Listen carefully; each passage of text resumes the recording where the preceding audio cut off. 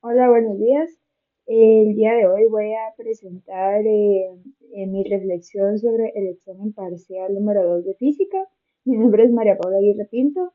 Y bueno, empezando con el primer problema, lo que más me pude percatar fue que al encontrar los componentes de la velocidad, sí lo tuve bueno, pero mi mayor error fue que no analicé de que la aceleración o bueno, la gravedad era negativa, ya que esta va hacia arriba, ¿verdad? Entonces, y no usé las fórmulas correctas, como en este caso podemos ver, aquí no usé las fórmulas correctas a las que tenía que usar, digamos, acá. Justamente cuando usé esta ecuación me di cuenta que me faltaba el tiempo y no logré como analizar cómo encontrar el tiempo. Entonces aquí ya al hacer la resolución me di cuenta que para encontrar el tiempo tengo que usar el cambio en x con dividido su velocidad inicial en x, que es la que encontramos con los componentes de la velocidad, ¿verdad? Y eso nos dio un tiempo de 0,80 segundos. Y ya eso, al sustituirlo ya en la fórmula que debería ser en esta, ya me da el resultado y claramente tomando en cuenta que la aceleración tenía que ser, que la gravedad tenía que ser negativa, ¿verdad? Entonces ahí ya me da un resultado de 14 metros la altura inicial. Luego, en el inciso B, donde nos pedía la velocidad final con la que impacta el agua al edificio, Eh, mi mayor error aquí también fue como planteamiento de fórmulas, ya que no pude analizar bien de que la velocidad final en x era igual a la velocidad inicial en x, que era lo mismo que con la componente de la velocidad, ¿verdad? Que era aquí. Entonces ya eso, al evaluarlo en la fórmula de velocidad final en y, me queda que la velocidad inicial en y, que es esto con la componente, más igualmente con la gravedad negativa por el tiempo, nos da la velocidad, eh, nos da la velocidad, ¿verdad? Entonces, esto está ¿cómo se llama? En coordenadas rectangulares y yo la quería también pasar a polares, ¿verdad? Entonces aquí lo único que hice fue meterlo en una raíz cuadrada y elevar todo eso al cuadrado y me dio que esto en coordenadas polares son 19 metros por segundo en un ángulo de 48 grados.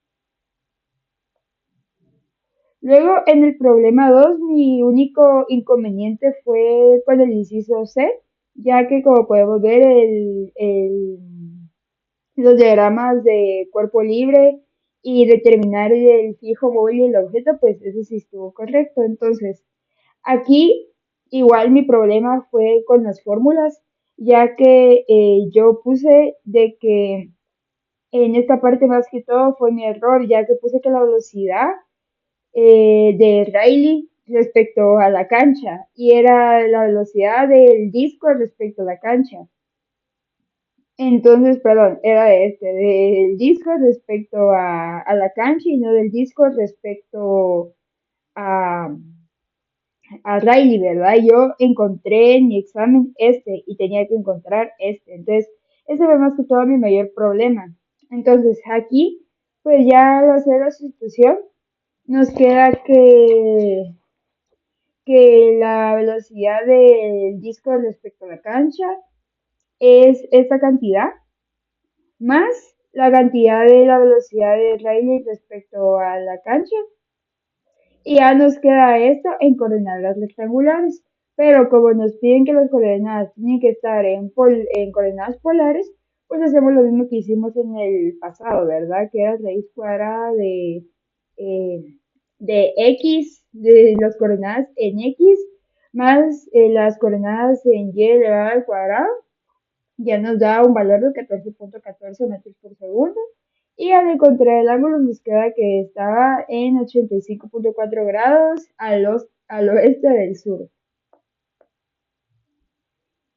Y luego en el problema 3 aquí sí tuve mayor inconveniente, pero ya al analizarlo un poquito más, mi mayor error fue que aquí no entiendo por qué razón puse que el eje X era este y tenía que ser este y por eso me confundí al poner la fricción estática, ¿verdad? Entonces aquí ya al componer el DCL me queda así con la fricción estática en, en el eje X, con la con la fuerza normal en pues el eje Y hacia arriba y con el peso siempre hacia abajo con el ángulo de 15 grados, ¿verdad?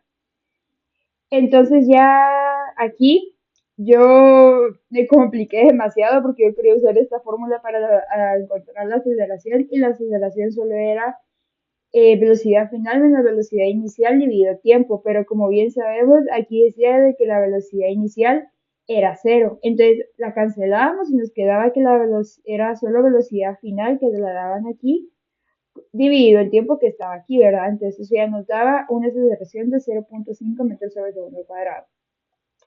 Y luego para encontrar, o bueno, para saber si se desliza el saco o no, lo que primero teníamos que hacer era hacer el planteamiento de fuerzas.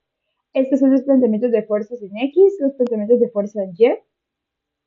Y luego encontramos el coeficiente de fricción estática mínimo para que este no se deslice, que nos queda que el coeficiente de fricción estática mínimo es igual a la aceleración más la gravedad del seno dividido la gravedad por coseno del ángulo, ¿verdad? Entonces eso nos queda, ya sustituyendo, ¿verdad? Claramente, nos queda que el resultado es de 0.32. Entonces, este es nuestro coeficiente mínimo necesario. Entonces, para que esto no se deslice, tendría que ser o bueno, ajá, como nuestro coeficiente de fricción estática que nos dieron aquí es 0.250, es menor que el mínimo necesario, eso significa que sí se va a deslizar. Si esto hubiera sido mayor, pues ahí no, pero como no superó el mínimo necesario, pues sí se desliza, ¿verdad? Y ya en mi problema número 4 el único error fue un punto decimal que esto tenía que pasar para aquí y no sé por qué razón lo puse de aquí, pero bueno, error. Y muchas gracias.